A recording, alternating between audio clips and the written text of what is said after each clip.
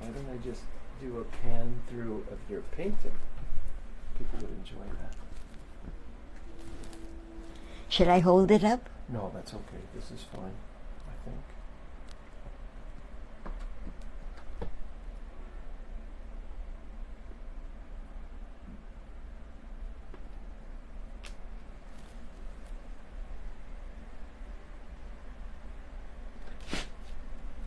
No, I need to make it smaller.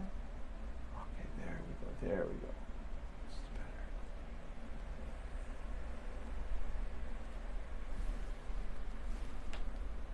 Phyllis is saying lots of progress. So true. Fran Rosenberg is watching. Fran was here today. Yay, Fran. There is Fran.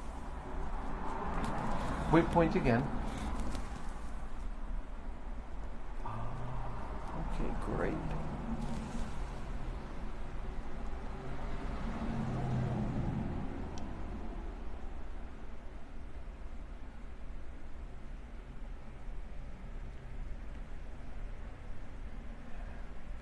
Welcome, everybody. I have a lot to say today. Everybody, welcome.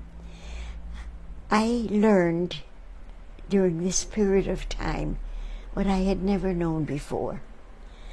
And I'm going to begin with Lucille. And thanks to Dory, that's going to become a YouTube. Dory, to whom I owe the wonderful studio I have, because she rearranged all the furniture and because she does YouTube. Barbara Wakey is watching. Hi. Okay, I need to tell you about what affected me so deeply. I had not gone food shopping for a long time. Like the rest of America, I order. And I did go with people occasionally, but I didn't really watch because they all have little gadgets now. And they weigh things and they do things with a little machine. But this time I went alone and I saw a different world. I went to Stop and Shop. I've gone to Stop and Shop since it was wall-bounds. It's my history. But I have to tell you in detail. When I had a lovely time buying things. And when I got to check out, the first time, without somebody with a little gadget who was with me. And I expected to go to the cashier and pay. But there was nobody at the cashiers. Here, I went to the entrance of the shopping, the platform, where I used to put things. And they would sail down to the cash register. And I would show them my card and coupons and pay and go home. Not this time. At the end of the shop, how do I say it? Here is the panel on which I put my things, which then sailed by. But I didn't, because there were 3 people in 3 separate areas standing outside, waving me to come to them. I felt that I was in Mars. And I went towards one who was closest to me. And she beamed at me. She was so happy when I put my things down, and she helped me. And when we got to the cashier area, she packed everything. she felt I didn't know how. And she packed the frozen things and the peaches in such a way that the frozen things didn't damage the peaches. And I felt as if I were the president and the guards were working for me. And she did everything. And said, you know, I used my wagon, what you call my rollator with 4 wheels, and was going to put the bags the 2 bags hanging on the side, and another bag placed on top. She didn't let me. She said, no, you need more than that. And she went to get a big shopping cart, and she put the things there, and she said, who are you getting somebody to pick you up? This is much too heavy for you. I said, oh, don't worry. There's somebody who drives me. And he said that I should call when I get to the cashier, and he'll be in front. So she said, no, I'm taking you. And she took me to the front where there was a bench. And I said, no, I need to wait outside where he comes. And she said, then I'll bring you a chair. And I said, you don't need to. My wagon is my chair. And the other things, I'll just put them on the floor until he comes. And she said, oh, no. And she walked me out to the front and put the bags on the ground and said, sit down. I'll wait until he comes. I don't want you to be alone. And I said, Lucille, I always do this. And then I realized there is no always. I never came to a place on Stop and Shop where somebody took complete control of my work, and I had to desert 2 others who wanted me. I was from Mars. I don't know this world. And she said, you know, I have to stay with you because people have changed. They're not good anymore. And I don't want you hurt. How old are you? And I said, 94. And she says, oh, God bless you. And she hugged me. And I hugged her. And then she said, you mustn't trust everybody. And I said, I told her a story which all of you have heard about the Nazi soldier which saved us during the Holocaust. And she held me and I held her and we both cried. Why did we cry? Because this is not what you expect when you go shopping for food. Unless you're Hetty. No, unless the world changed. It was then that I realized they're all going to be losing their jobs. That's why they wanted me to go to their area. Because if you don't have customers coming, they can't keep you. And I thought to myself, why didn't I know?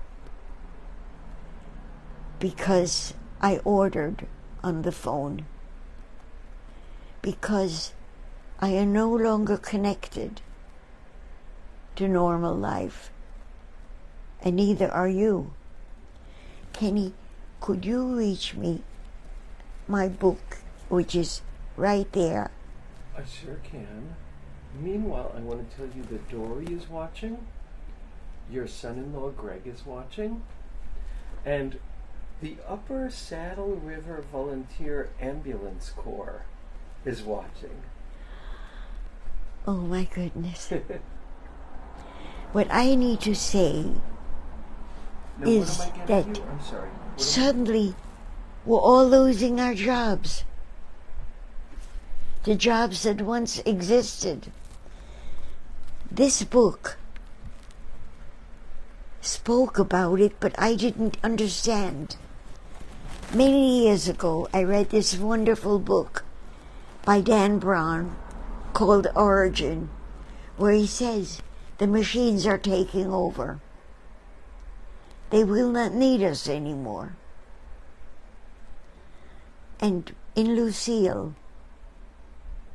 I saw that it's true. And I would like to learn how to understand where are we going. And let me leave it at that. And please come up with ideas, because I need to speak about Elaine. Kenny, right next to you is a big brown calendar. Thank you. People like Elaine and the Adlers are still here. Maybe they can help us figure out, because they're philanthropists who give not money, but jobs and ideas. And this is the last one that I will get from her. And it came from 2033. 23. She didn't forget me. It was when she no longer was able to do the work on her own. And in it was a note. Kenny?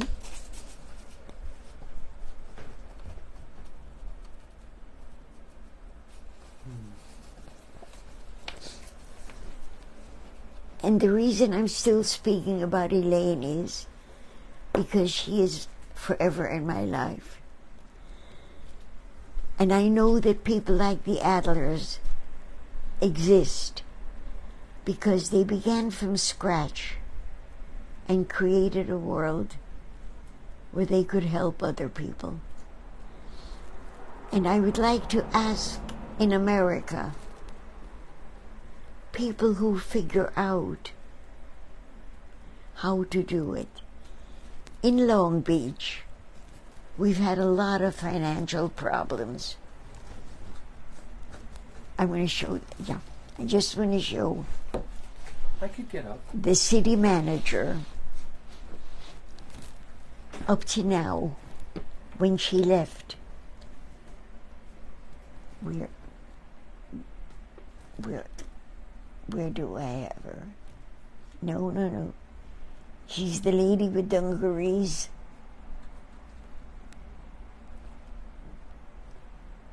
Right here. And what I just read in an article from this man who writes, whose name is Lee,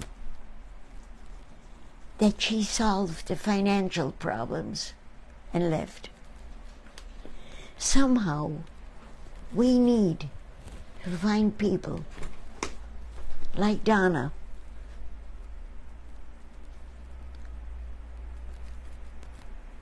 and like the Adlers.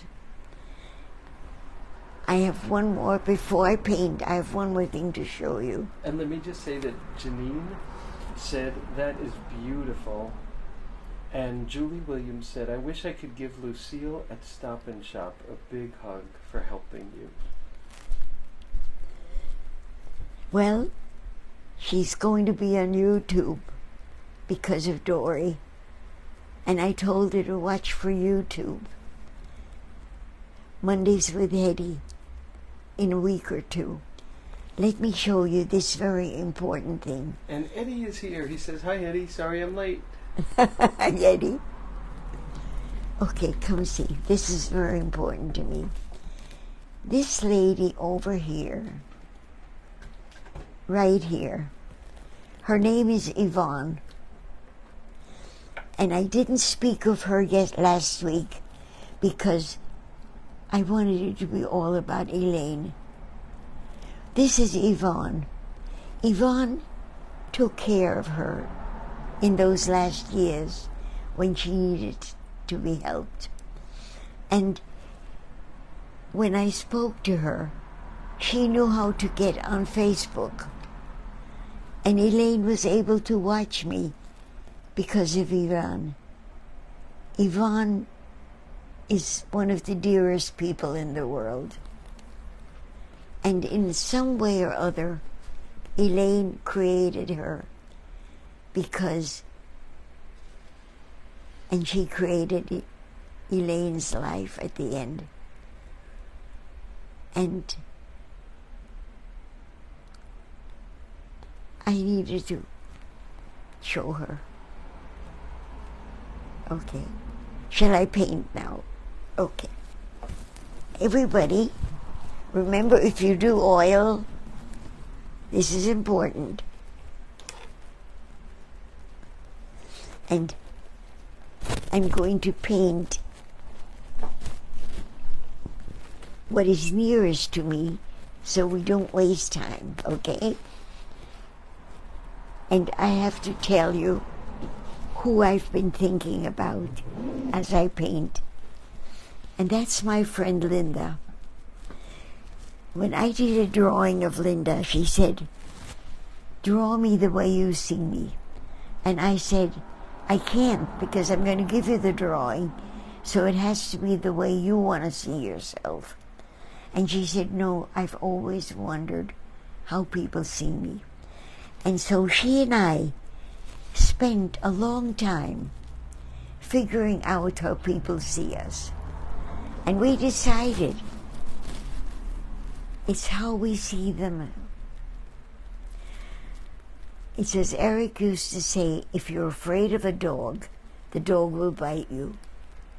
And if you see somebody with fear, they will be afraid of you.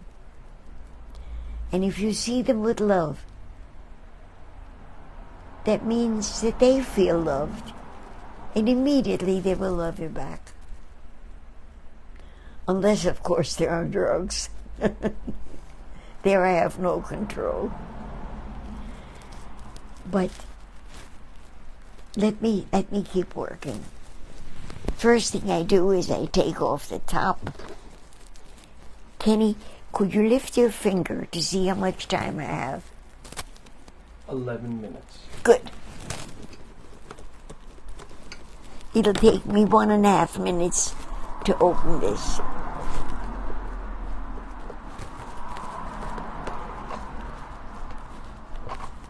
I opened it.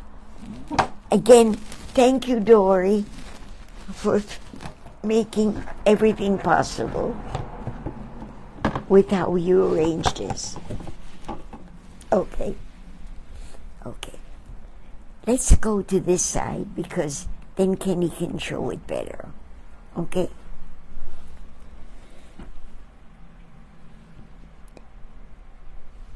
When I did her, this is the only person in the painting who's not real.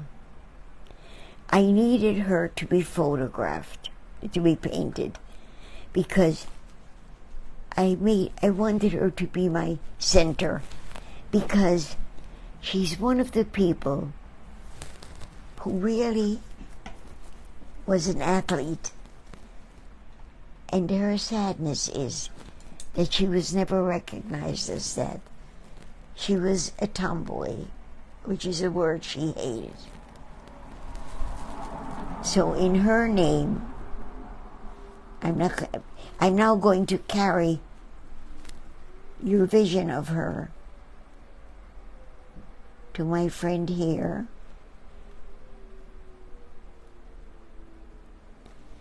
This is the lady who married a man who created a beautiful garden.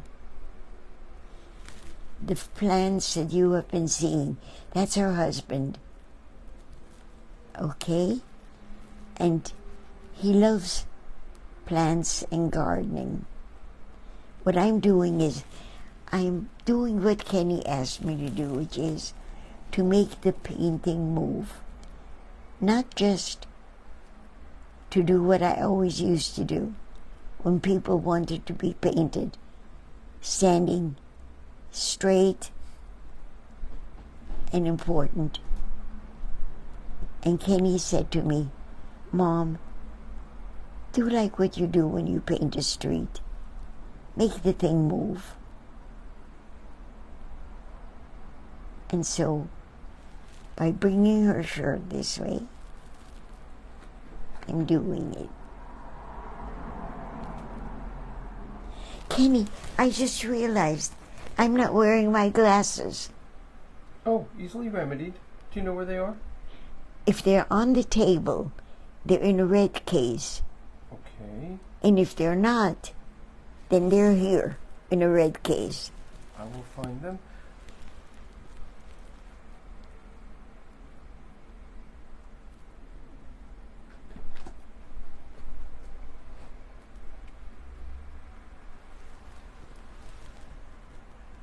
I can see, but not enough.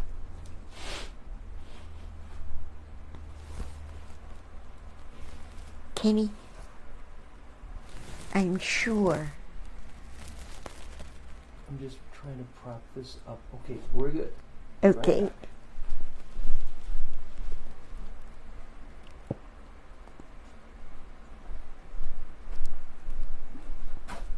No?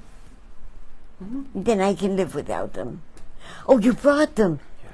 They're not in a red case. They were. I took them out. Thank you. A son like Kenny is worth his weight in gold. I want to tell you what I've been doing today.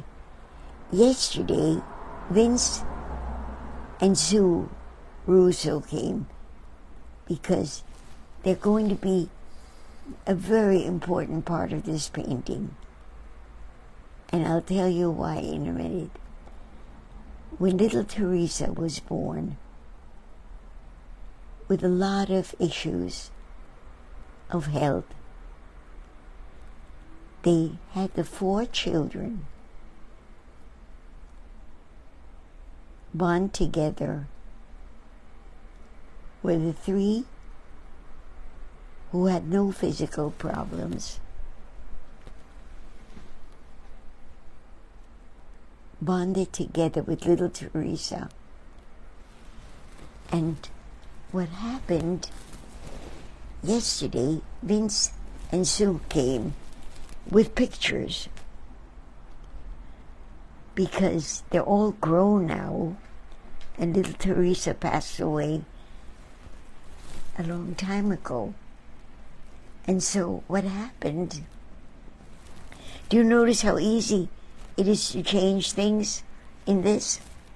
So at any rate, Vince took his phone and he knew exactly where everything was. And I thought to myself, in other words, with a phone, instead of being afraid of it, as I am,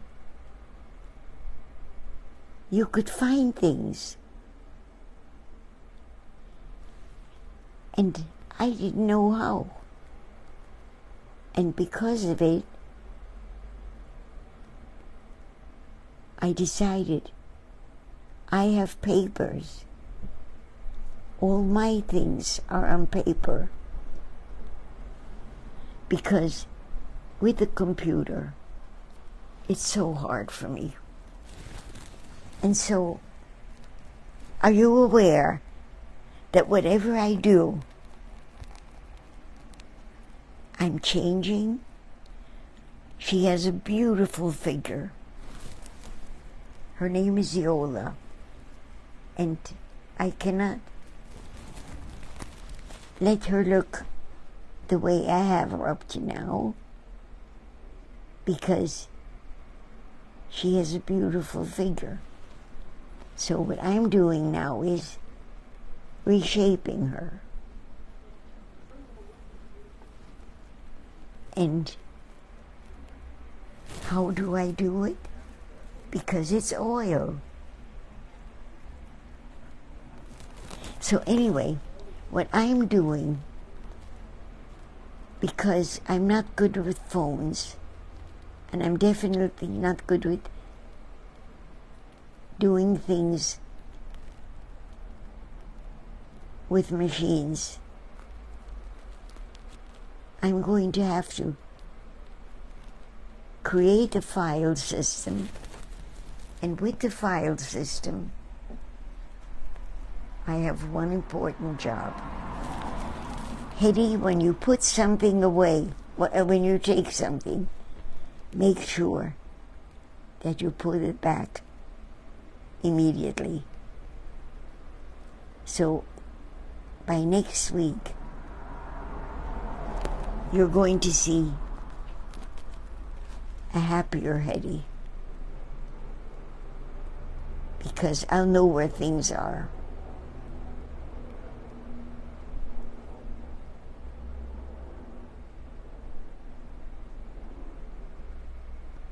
See how I'm slimming her down? Because if you have a friend and you're painting them, don't make them look the way they don't want to.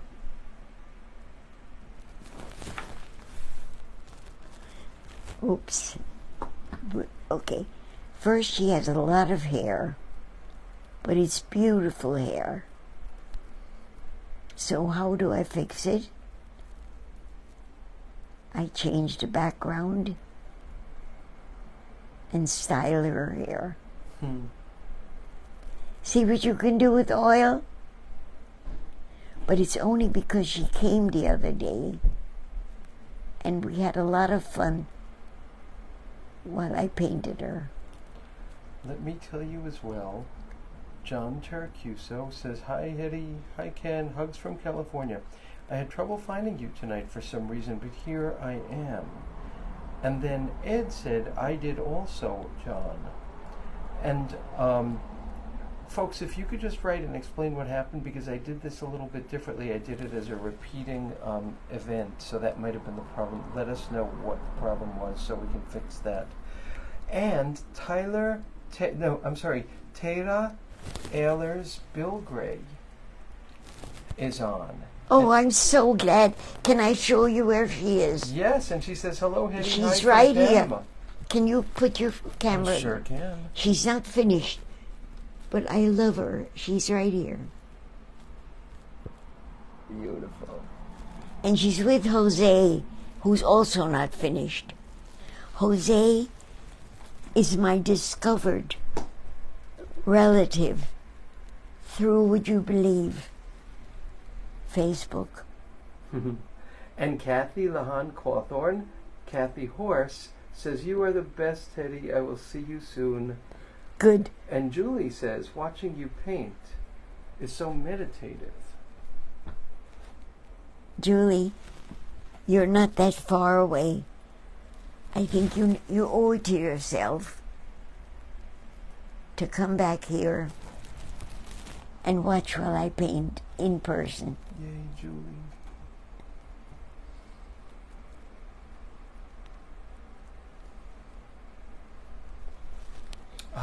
John said he kept clicking on the link, but it went nowhere, so he had to join the Mondays with Hetty group. So I will fix that for next time. I hope other people, it sounds like probably other people missed it too, even though we have a bunch of people watching. Wait, I have something to say. Sure. We're dealing with machines. Today, I received the call from somebody who had called me months ago and suddenly appeared today. Something is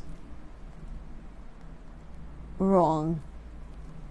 And I think it's all because the machines, as Dan Brown said, the machines are trying to take over, and they don't know how.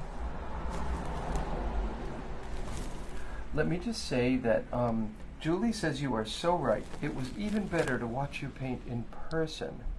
And Phyllis asked you, how many hours a day do you paint? Phyllis, as many as I can, because I have to get up every half hour because the sitting is so bad for me. It's very difficult because when I get up, I am so stiff, even after half an hour. But I can't stop. And Tara says, I'm glad I got to see you work on this painting. Need to visit you again.